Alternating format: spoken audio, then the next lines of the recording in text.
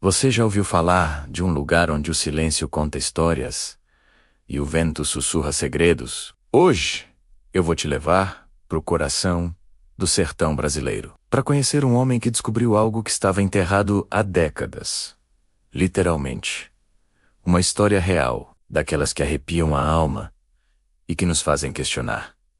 Até onde vai a conexão entre o nosso mundo e o que está além? Se você gosta de mistérios, fique comigo, porque essa história vai te prender do começo ao fim. Antônio era um homem de poucas palavras, mas com um olhar cheio de histórias. Morava há mais de 40 anos no sertão.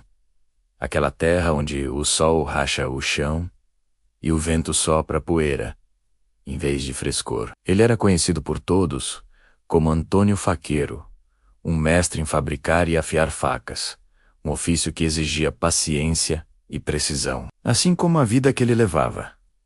Simples, calada, daquelas que só o silêncio entende. O povo da redondeza respeitava Antônio, mas como em todo lugar pequeno, também comentava. Diziam que ele sabia mais do que contava, que seus olhos guardavam segredos, que o tempo não apagou. E se você está ouvindo essa história agora, preste muita atenção, porque o que aconteceu com ele é uma daquelas coisas que o sertão não explica, mas que também nunca, jamais esquece. Tudo começou de um jeito sutil. Antônio, depois de décadas na mesma casa de taipa, decidiu se mudar, não para longe, apenas para uma casinha nova a uns metros, frente e dentro do mesmo terreno seco, cercado por mandacarus e pelas lembranças de uma vida inteira. Para os vizinhos, ele explicou de forma simples. Não se sentia mais bem na antiga morada. Dizia que algo ali não deixava ele dormir direito.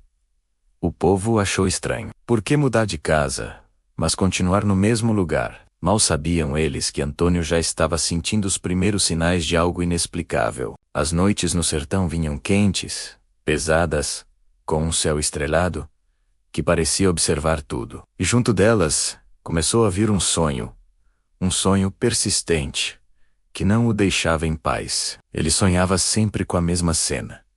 O quintal de sua antiga casa, a mesma lua cheia e uma voz de mulher, que o chamava de debaixo da terra.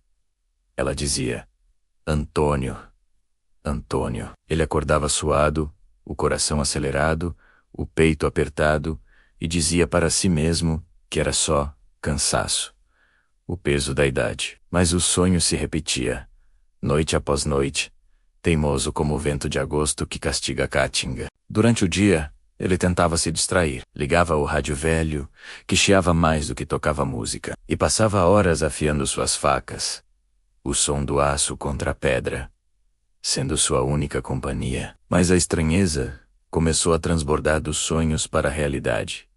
Coisas inexplicáveis passaram a acontecer. Às vezes, ao olhar de relance, ele via vultos passando perto do poço seco, no quintal da casa antiga. Em outras ocasiões, a lamparina de querosene, que ficava na varanda, acendia sozinha, mesmo sem uma brisa sequer. E o mais arrepiante: sempre que ele se aproximava da antiga morada, os cachorros da vizinhança latiam desesperadamente. Um latido de aviso, como se estivessem vendo algo que os olhos de Antônio não conseguiam enxergar. Certa tarde, o sol já se pondo e pintando o céu de laranja, ele foi até o quintal antigo para buscar umas telhas que havia deixado para trás. O lugar parecia parado no tempo, silencioso, pesado, e foi então que ele notou, bem no meio do terreiro, havia uma mancha de terra, com uma cor diferente do resto do chão rachado. Era mais escura, mais fofa, como se tivesse sido remexida há muito tempo. Ele parou, olhou fixamente para aquele ponto, coçou a cabeça e murmurou para si mesmo: besteira minha. Coisa da cabeça de velho. Mas lá no fundo, um calafrio percorreu sua espinha. Aquela imagem não saiu mais de sua mente. A partir daquele dia, os sonhos ficaram mais fortes, mais nítidos. Agora, além da voz que o chamava, ele via uma imagem. Ele via uma mulher de vestido branco, com o rosto coberto pelos longos cabelos escuros, parada ao lado do poço seco. Às vezes, nos sonhos, ela chorava um choro silencioso. Em outras noites, ela apenas ficava ali, parada, olhando na direção dele. E em todas as noites, ela repetia as mesmas palavras, com uma voz suplicante, que parecia vir de muito longe. Me tira daqui, Antônio. Me tira daqui. A cada noite o apelo ficava mais desesperado, e o sono de Antônio mais impossível. Ele emagreceu, seu rosto ficou marcado pela angústia. Ele não conseguia mais trabalhar, não conseguia comer. Aquele pedido ecoava em sua cabeça durante o dia inteiro.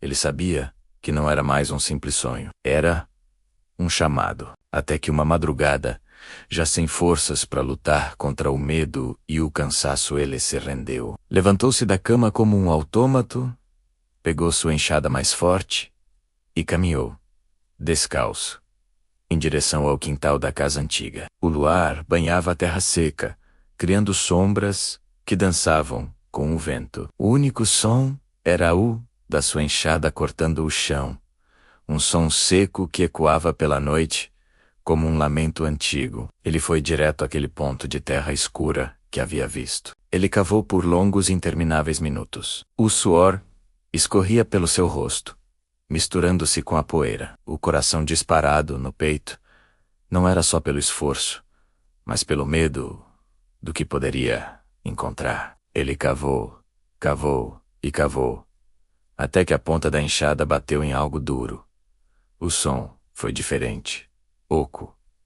Ele parou. O ar pareceu ficar mais frio. Ajoelhou-se lentamente, afastou a terra com as mãos calejadas, e então viu, primeiro, um pedaço de pano velho, desfeito pelo tempo, e logo abaixo, ossos pequenos, frágeis. Ossos humanos. Naquele exato instante, o tempo pareceu congelar. A lua, antes brilhante, ficou pálida por trás de uma nuvem. O vento parou, e no meio daquele silêncio absoluto e profundo do sertão, Antônio ouviu, bem baixinho, quase como um pensamento, um sussurro, vindo de lugar nenhum.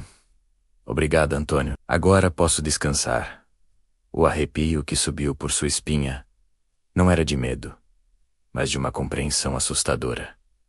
Ele não estava louco. A mulher do sonho era real. No dia seguinte, a pequena comunidade do sertão parou. A notícia correu como fogo em palha seca. A polícia veio, o padre da cidade vizinha veio, e o povo curioso se aglomerou na porteira de Antônio. A investigação começou, e com a ajuda dos mais velhos da região, a verdade veio à tona. Os restos mortais eram de Rosa, uma moça que havia desaparecido há mais de 30 anos. Os antigos se lembravam dela. Diziam que era uma moça bonita, alegre, cheia de vida, mas que um dia, simplesmente, sumiu. E nunca mais se ouviu falar dela. O caso tinha virado uma lenda, uma história triste, contada de pai para filho. Durante todo o alvoroço, Antônio ficou mudo. Sentado à sombra de uma árvore, ele apenas observava a terra do seu quintal, sendo remexida por estranhos. Quando os policiais, ou os curiosos,